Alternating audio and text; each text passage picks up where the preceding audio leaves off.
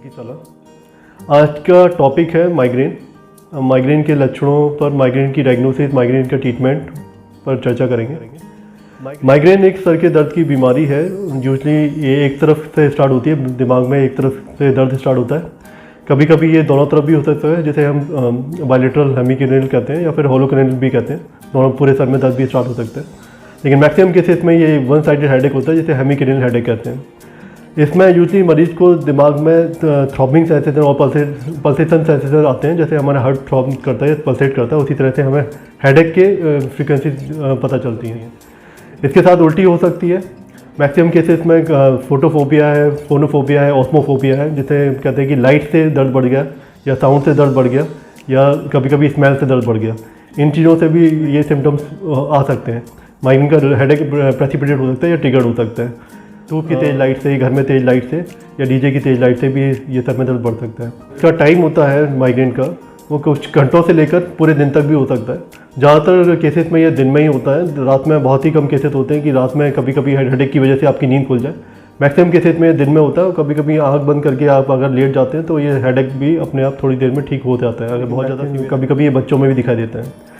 बच्चों में माइग्रेन के जो सिम्टम्स होते हैं वो बहुत डिफरेंट होते हैं। कभी कभी बिना हेडेक के केवल उल्टियाँ आती हैं, जिसे हम कहते हैं साइक्लिकल वोमिटिंग। तो ऐसे केसेस में बच्चों को जब हम गैस्ट्रोलॉजिस्ट के पास जाते हैं या पेट के डॉक्टर के पास दिखाने जाते हैं, तो उनको कहीं जांचों में, कहीं उनकी एंडोस्कोपी में, अल्ट्रासाउंड में कुछ ऐसी चीज़ें दिखाई नहीं देती जिससे वो एक्सप्लेन कर पाएँ कि बच्चे को उल्टियाँ क्यों हो रही हैं। बार बार पूछने पर बच्चा कभी कभी बता सकता है कि उसको बीच बीच में कभी कभी हेडेक भी होता है, और कभी कभी होता है कि हेडेक नहीं होता, केवल वोमिटिंग होती है। तो वो भी एक तरह का माइग्रेन होता है, जिसे हम साइक्लिकल वोमिटिंग के फॉर्म में प्रेजेंट करते हैं। इसमें किसी बच्चे को इस तरह की दिक्कत है, जैसे उल्टियाँ बहुत हो रही हैं और गैस्ट्रोलॉजिस्ट को पता नहीं चल रहा कि किस वजह से हो रही है, तो आप न्यूरोलॉजिस्ट से मिलिए और माइग्रेन का ट्रीटमेंट स्टार्ट करके उनकी वोमिटिंग पर कंट्रोल किया जा सकता है।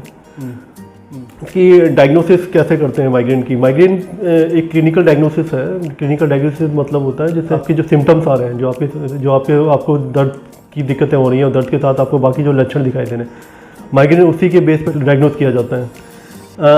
लेकिन फिर भी कभी कभी कुछ केसेस में आपको कभी कभी ब्रेन की इमेजिंग की ज़रूरत पड़ जाती है, जिसमें सीटी स्कैन या एमआरआई आप करा के देख सकते हैं। कभी कभी ब्रेन में कुछ चीज़ें ऐसी होती हैं जो माइग्रेन की लक्षण के फॉर्म में दिखाई देती हैं, और ऐसे केसेस में आपको अगर ऐसा लगता है तो आपको सीटी स्कैन एमआरआई में कुछ चीज़ें मिल सकती हैं। और आपका अगर ऐसा लगता है कि आपका माइग्रेन ट्रीटमेंट के साथ ठीक नहीं हो रहा, तो ऐसे केसेस में भी आपको सीटी स्कैन या एमआरआई की ज़रूरत पड़ती है। वरना आप केवल क्लिनिकल बेसिस पर ही माइग्रेन की डायग्नोसिस कर सकते हैं। आपको नॉर्मली माइग्रेन के केस में सीटी स्कैन एमआरआई की ज़रूरत नहीं है। सीटी स्कैन एमआरआई तभी किया जाता है जब आपका वो ट्रीटमेंट रेस्पॉन्ड नहीं कर रहा या आपको कुछ इस तरह के लक्षण दिखाई दे रहे हैं जो थोड़ा माइग्रेन से अलग तरह के हैं। माइग्रेन के ट्रीटमेंट में कुछ एंटी माइग्रेन थेरेपीज होती हैं जो हम स्टार्ट करते हैं। जो नॉर्मल ट्रीटमेंट का ड्यूरेशन होता है वो 3 से 6 महीने तो कम से कम होता है। 6 महीने तो दी जाती है मेडिसिन, और ये डिपेंड करता है कि आपकी फ्रीक्वेंसी कितनी हेडेक की। माइग्रेन का ट्रीटमेंट ऐसा नहीं है कि आपका फर्स्ट अटैक स्टार्ट हुआ और आपने ट्रीटमेंट स्टार्ट कर दिया, 3 से 6 महीने का ट्रीटमेंट आपने स्टार्ट कर दिया। ये डिपेंड करता है कि आपके कितने अटैक्स हो चुके हैं माइग्रेन के, कितनी फ्रीक्वेंसीज हैं उसकी, कितना जल्दी वो रिपीट होता है, हफ्ते में कितनी बार हो रहा है, 15 दिन में हो रहा है, महीने में हो रहा है, ये सब डिपेंड करता है। अगर फ्रीक्वेंसी बहुत ज़्यादा नहीं है तो हम बीच बीच में एपिसोडिक ट्रीटमेंट दे सकते हैं या केवल इमरजेंसी मेडिसिन दे सकते हैं, जो थोड़े टाइम एक टैबलेट या दो टैबलेट खा के वो ठीक हो जाता है। उसके बाद अभी कभी हुआ फ्यूचर में तो आपको मेडिसिन की ज़रूरत पड़ती है। और अगर ये फ्रीक्वेंसी बहुत ज़्यादा बढ़ जाती है, जो आपके हफ्ते में 2-3 बार होने लगता है, तो आपको प्रॉपर ट्रीटमेंट स्टार्ट करने की ज़रूरत पड़ती है, जो कम से कम, जैसे मैंने बताया, कि 6 महीने आपकी थेरेपी चलती है। और डिपेंड करता है कि आपका कितना रिलीफ हो रहा है मेडिसिन से। 6 महीने से आगे भी जा सकते हैं, 6 महीने से पहले भी कम कर सकते हैं। ये आपके इम्प्रूवमेंट पर डिपेंड करता है कि कितना रिस्पॉन्स आ रहा है दवाइयों से। और कभी कभी खाने की चीज़ें होती हैं, जैसे कोल्ड ड्रिंक हो गया, स्पाइसी फूड हो गया, चॉकलेट्स हो गया, ये भी माइग्रेन के ट्रिगर्स होते हैं। तो मरीज को थोड़ा सा आइडेंटिफाई करना पड़ता है कि किस वजह से उसका दर्द स्टार्ट हो रहा है या किस वजह से उसका दर्द बढ़ रहा है। वो सारे ट्रिगर्स आइडेंटिफाई करके थोड़ा सा उन चीज़ों को अवॉइड करना पड़ता है।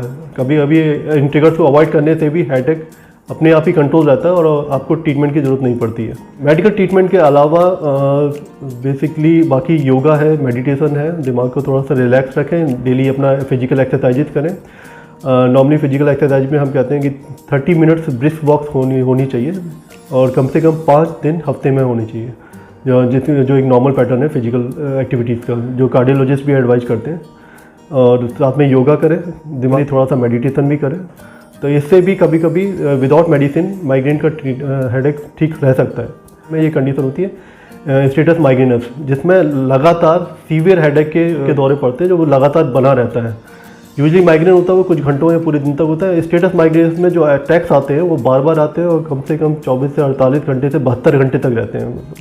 अगर वो लगातार एपिसोड बने हुए हैं तो आपको फिर इमरजेंसी में एडमिट करके फिर इंजेक्टिवल्स पर रखना पड़ता है और उसके बाद फिर आपको ओरल ट्रीटमेंट पर शिफ्ट करना पड़ता है। तो कभी भी आपको लगता है कि आपको हेडेक हो रहा है तो अपने न्यूरोलॉजिस्ट से कंसल्ट करिए। और अगर वो माइग्रेन का हेडेक है तो ये नॉर्मली ठीक हो जाता है, जैसे मैंने आपको ट्रीटमेंट बताया। और कभी कभी इसमें ब्रेन इमेजिंग की ज़रूरत पड़ सकती है, अगर डिपेंड करता है कि बाकी सिम्टम्स कैसे आ रहे हैं, हेडेक के अलावा और भी क्या सिम्टम्स हैं। माइग्रेन ट्रीटेबल कंडीशन है जो ठीक हो जाता है। और अपने डेली रूटीन को चेंज करिए, थोड़ा फिजिकल एक्सरसाइज करिए, मेडिटेशन करिए और योगा करिए। इन चीज़ों से भी माइग्रेन से बचा जा सकता है।